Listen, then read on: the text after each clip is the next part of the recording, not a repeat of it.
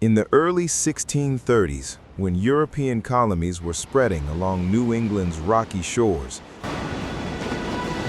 they brought ships, muskets, and an unshakable belief that the New World could be owned.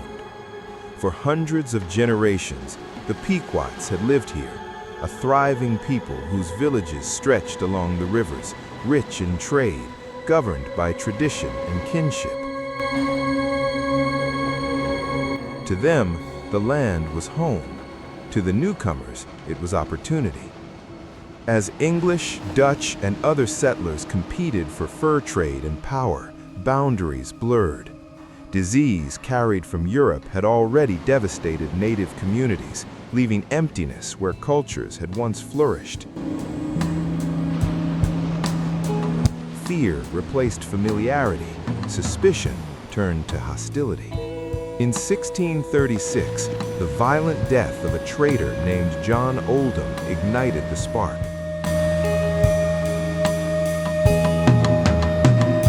Colonial leaders blamed the Pequot tribe. Trade disputes and the hunger for territory suddenly took the shape of holy purpose. The call went out to the colonies of Massachusetts Bay and Connecticut: teach the Pequots a lesson they would never forget. Small skirmishes followed. Settlers' farms were burned. Native villages were attacked in return. No side trusted the other. The Mohegan and Narragansett tribes, long rivals of the Pequots, allied with the English, hoping this new friendship would ensure their own survival. It was a decision that would haunt them later.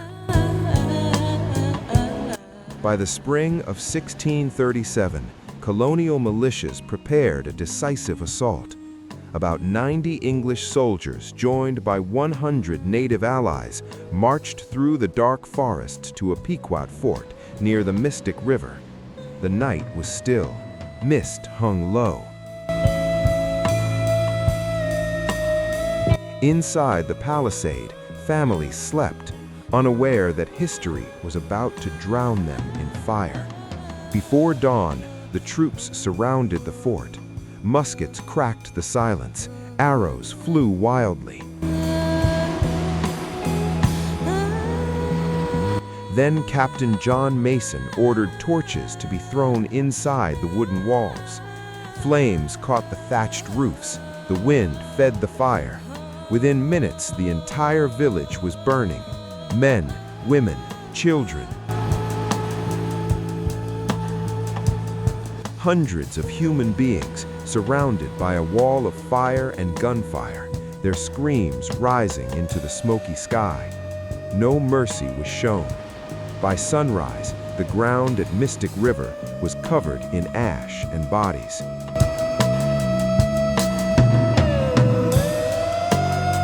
Those who survived fled into the wilderness, pursued for months afterward. Some were hunted down and killed. Others were captured, sold as slaves to the Caribbean, or absorbed into neighboring tribes. The colonial authorities declared that the Pequots no longer existed. Their very name was outlawed.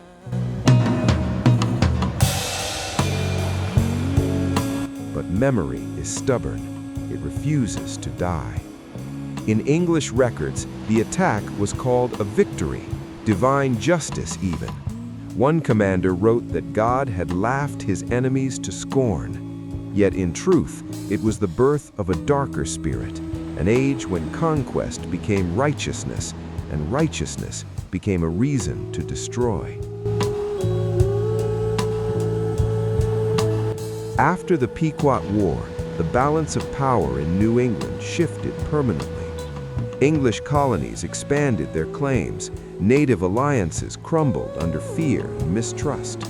The same pattern would repeat for centuries: negotiation, misunderstanding, conflict, and loss.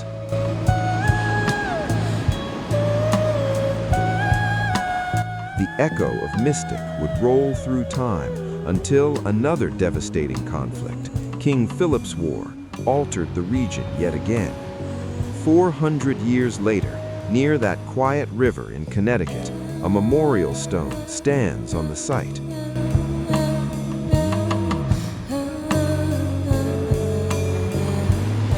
Around it, the forest breathes, the wind moves through the grass, and the air carries faint traces of smoke long vanished.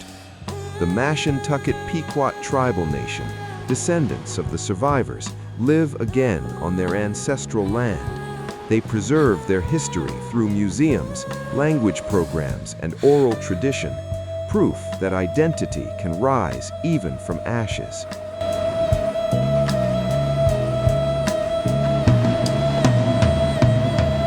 The Pequot War taught a brutal lesson. When fear and power walk together, compassion disappears. And yet, even in annihilation, the seeds of memory remain. To stand at Mystic today is to feel that history still murmurs beneath your feet. The land remembers, the water remembers.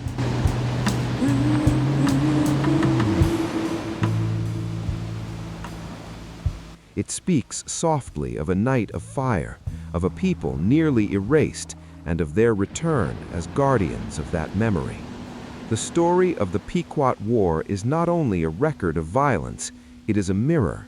It shows how quickly righteousness can become cruelty, how conquest begins with faith in one's own purity.